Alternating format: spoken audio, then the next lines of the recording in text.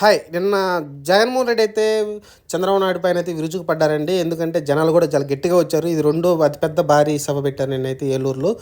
ఈ సభలో అయితే చంద్రబాబు నాయుడు గారిని అయితే ఒక చంద్రముఖితోటి అయితే పోల్చడం చూసాం. మనం చూసాం కదా చంద్రముఖి సినిమా మన రజనీకాంత్ సినిమా చంద్రముఖి గారితో అయితే పోల్చడం చూసాం. చంద్రముఖి అంటే రకరకాల వేషధారణలు వేసే విధంగా అనమాట. ఎప్పుడు ఎలా మారుతుందో తెలియదు కదా చంద్రముఖి అవతారాలు అలా అనమాట.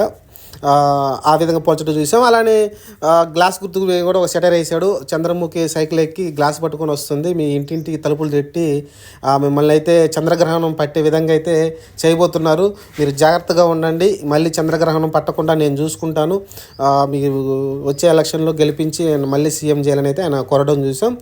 ఇది మరి ఓవరాల్గా అందరి సంచలనంగా మారింది ఏంటంటే మళ్ళీ అన్ని తోడేళ్ళు కలిసి ఒక గుంపుగా నా మీద దాడి చేయబోతున్నాయి, నేను సింహాన్ని, నన్ను ఎవరు ఏం చేయలేని అయితే ఆయన చెప్పడం చూసాం.